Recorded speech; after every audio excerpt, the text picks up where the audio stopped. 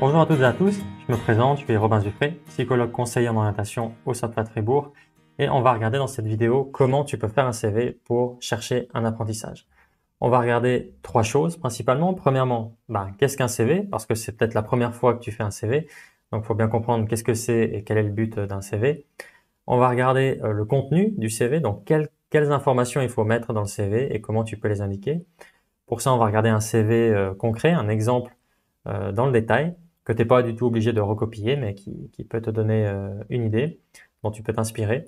Et on va regarder quelques conseils sur la forme, c'est-à-dire comment écrire ces infos-là, comment faire en sorte que le CV soit joli et donne globalement une bonne impression. Ok, donc premièrement, un CV c'est quoi? C'est un des documents du dossier de candidature que tu envoies et lorsque tu veux peut-être chercher un stage ou chercher un apprentissage ou plus tard trouver un emploi.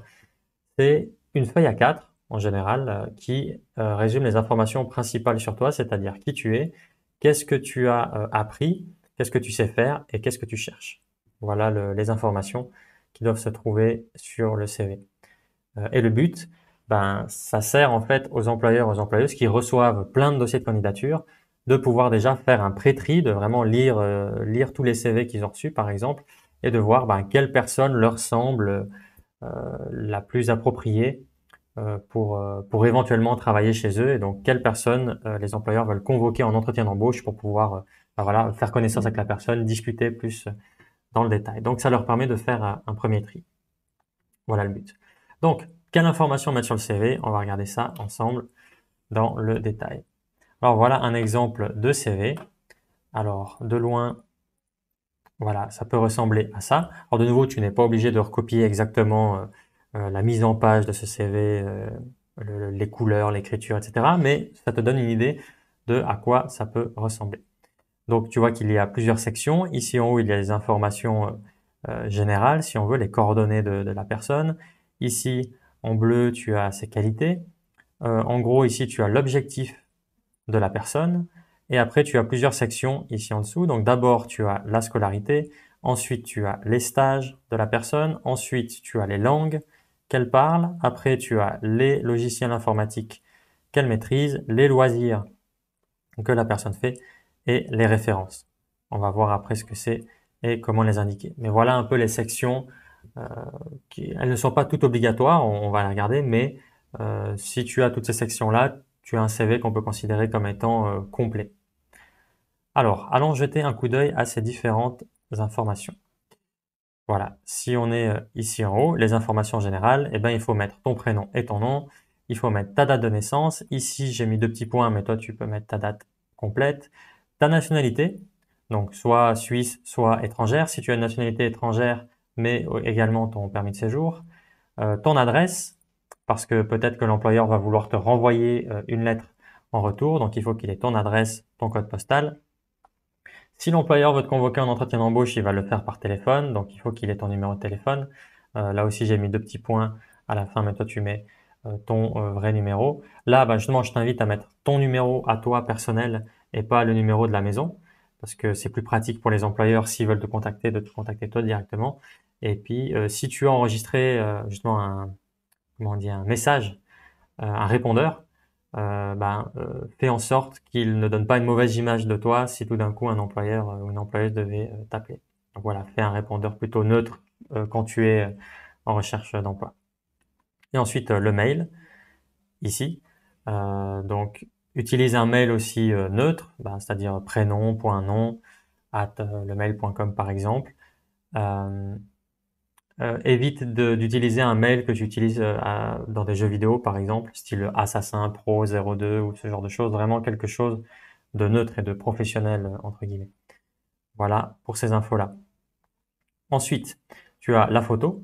Alors, elle n'est pas obligatoire, mais je dirais qu'elle est fortement recommandée parce que ça donne un côté un peu plus humain, un peu plus sympathique à ton CV. Du coup, ça lui donne plus de chances d'être sélectionné. Si tu fais une photo, fais vraiment attention à faire une bonne photo, c'est-à-dire un peu comme celle-là, sur un fond neutre, un sourire, euh, une bonne lumière. Voilà, rien de bien compliqué, mais évitez les selfies ou les images que vous prenez hors contexte d'une fête de famille ou ce genre de choses. Vraiment, faites une photo pour le CV, c'est pas très compliqué. et ça donnera une bien meilleure impression. Ensuite, ici, la personne a mis en bleu les qualités. Bonne constitution physique, persévérante, méticuleuse, proactive, curieuse. Voilà. Donc ça, soit tu peux les mettre ici en haut, soit tu peux les mettre voilà, dans les sections ici en bas. Tu pourrais par exemple créer une section qualité en plus de langue par exemple. En dessous de langue, tu mettrais qualité avec cette ligne bleue, puis en dessous, tu pourrais noter les qualités. Là, elle a décidé de les mettre en haut. C'est aussi une manière qui peut se faire, tout à fait. Donc les qualités, c'est important d'en mettre et de se demander du coup, ben, quelle qualité tu as. Parce que tu peux te demander, ok, mais quelle qualité je peux mettre sur le CV? Ben, si vraiment tu as de la peine à savoir comment les écrire ou quelle qualité mettre en avant, ben, demande à ta famille, demande à tes amis, demande aussi peut-être à tes responsables de stage et ils auront des idées de quelle qualité tu peux mettre. Donc voilà, tu n'es pas obligé d'en mettre beaucoup, mais juste quelques-unes, ça peut aider. Et demande-toi donc quelle qualité tu as et quelles qualités sont utiles pour le travail que tu cherches. Typiquement, ici, la personne veut faire mécanicienne, hein, c'est écrit ici dans son objectif. Donc, elle va devoir porter des choses et le fait de mettre une bonne constitution physique, eh ben, c'est un atout. Si elle voulait travailler dans un autre domaine qui ne demande pas de force particulière, ce serait pas forcément utile de mettre bonne constitution physique. Elle pourrait mettre d'autres qualités en avant. Donc voilà, essaie de réfléchir quelles qualités tu as et lesquelles sont utiles pour le métier que tu cherches. Ensuite, il y a l'objectif. Ça, c'est important de le mettre. Donc, quel est ton objectif avec ce CV et globalement ton dossier de candidature? Ça, c'est important parce que les employeurs et les employeuses reçoivent beaucoup de dossiers de candidature et du coup, ben, c'est utile de savoir simplement qu'est-ce que tu veux. Donc, est-ce que tu veux un stage? Est-ce que tu veux une place d'apprentissage? Est-ce que tu veux un emploi? Et puis, pour quel métier? Donc, simplement, tu peux écrire objectif, deux points. Là, en l'occurrence, faire un apprentissage de ce que tu cherches. Ici, en l'occurrence, mécanicienne en maintenance d'automobile. Ensuite, en dessous, tu as la scolarité. Ça, c'est important de le mettre pour que l'employeur sache qu'est-ce que tu as fait comme école, où tu en es au niveau de ta scolarité. Donc, tu peux mettre la chose que tu fais actuellement ou la dernière chose, il faut la mettre en premier ici, la plus récente en fait. Tu mets la chose la plus récente en premier. Et là, c'est important de bien respecter une même structure quand tu indiques les informations. Tu peux voir ici dans la scolarité et dans les stages qu'il y a toujours les dates à gauche. Ensuite, une information, l'information principale en gras. Ensuite, le reste en écriture normale et les détails en italique. Ce qui est aussi le cas ici, par exemple, pour le premier stage. Tu as la date à gauche, une information ici en gras principale, le reste en écriture normale et les informations complémentaires en italique. Voilà. Si tu respectes à chaque fois, là c'est une manière de faire, hein, tu n'es pas obligé de le faire exactement comme ça de nouveau, mais l'important c'est de respecter une structure partout sur le CV qui fait que c'est facile à lire.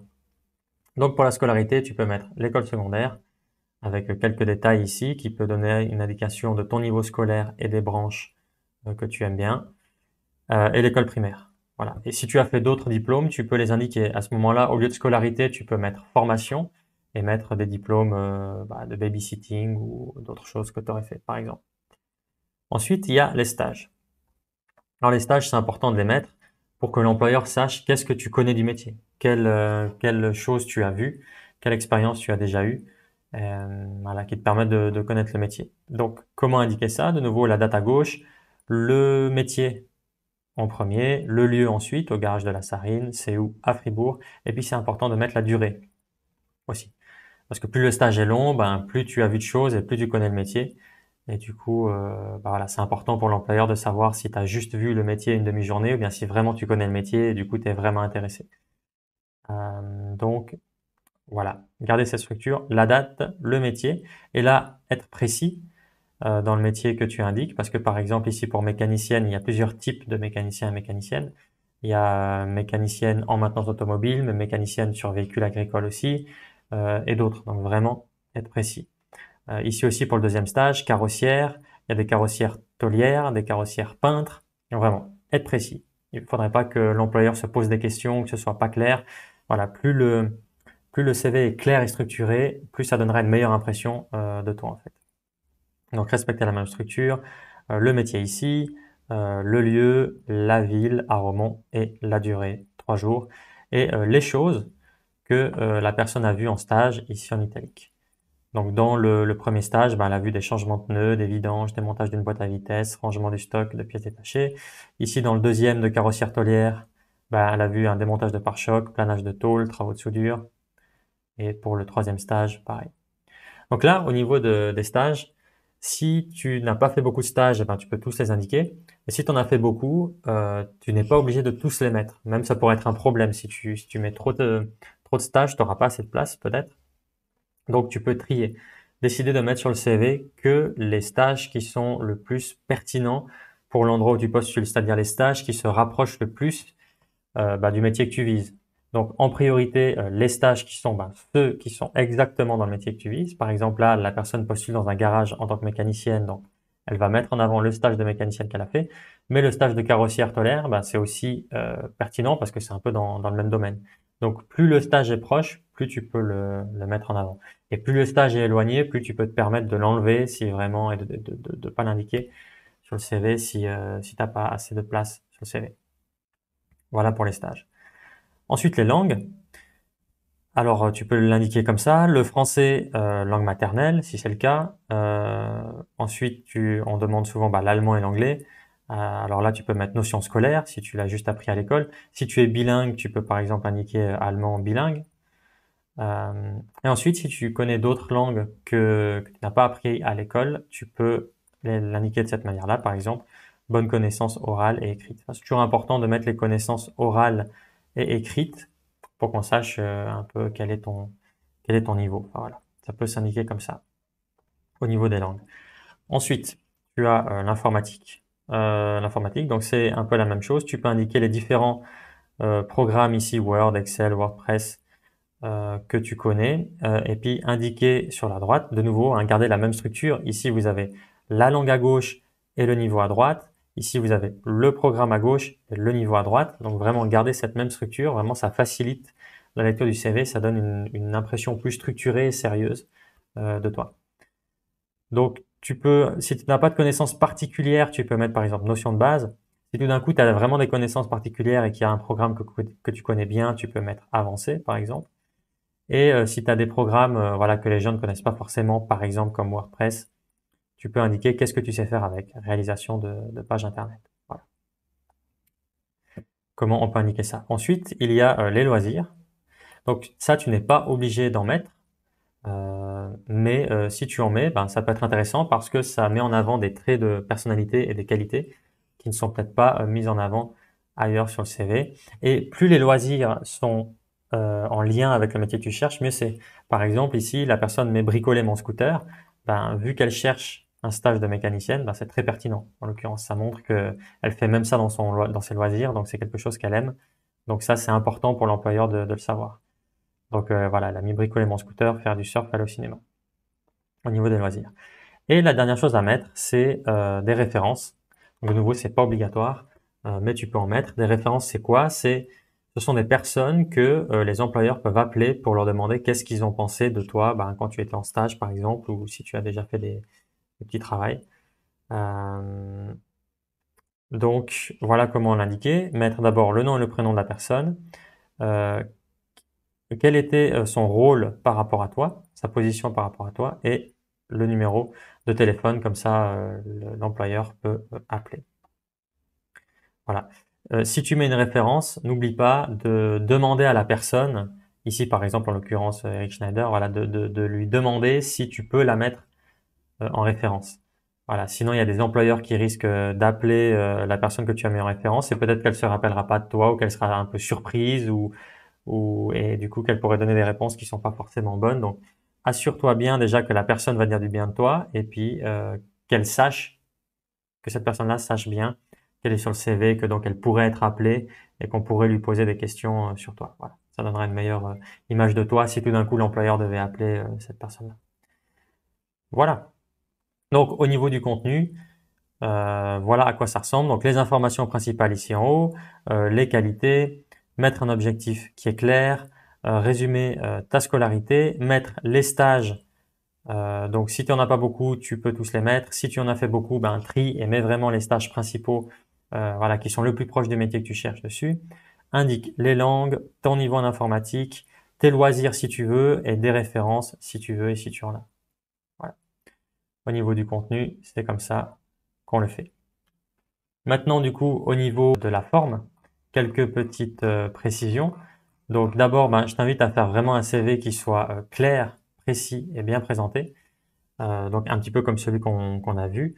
Qu'est-ce que ça veut dire clair? Ça veut dire que c'est facile à lire. C'est cette question de structure que je te disais avant avec la date d'un côté. Enfin vraiment structurer les informations de la même manière pour qu'en un coup d'œil, ce soit facilement lisible. Précis, comme je le disais, quand on indique le nom du métier, vraiment mettre le bon nom du métier. Quand on décrit les tâches qu'on a fait, ne pas mettre des tâches vagues aussi, mais vraiment décrire de la manière la plus précise qu'est-ce qu'on a fait et bien présenté. Voilà. Fais aussi attention aux fautes d'orthographe. Ça peut assez vite arriver. Tu peux faire relire ton CV à ta famille ou à ton conseiller, ta conseillère en orientation pour éviter ça. Utilise une police d'écriture agréable et lisible. Par exemple, Times New Roman de taille 12. Ça fonctionne très bien. Fais un CV sur une seule page. Parce que voilà, les employeurs n'ont pas beaucoup de temps. Si tu résumes toutes les informations sur une seule page, ce sera plus simple pour eux. Et puis, si tu envoies le dossier en version papier, utilise un papier de bonne qualité. Et soigne-le aussi. Si tu plies le CV, fais entre guillemets un bon pli. Ne déchire pas le CV. Fais en sorte qu'il n'ait pas d'odeur particulière, par exemple odeur de cigarette ou ce genre de choses. Voilà. En résumé, les informations sur le CV. Donc, qu'est-ce qu'un CV? Quelles informations mettre dedans? Et quelques petits conseils sur la forme. J'espère que ça aura pu t'aider. En tout cas, n'hésite pas à contacter ton conseiller ou ta conseillère en orientation si tu as besoin d'un coup de main et on t'aidera avec plaisir. Nous, on se voit tout bientôt en vidéo. Plein succès dans ta recherche.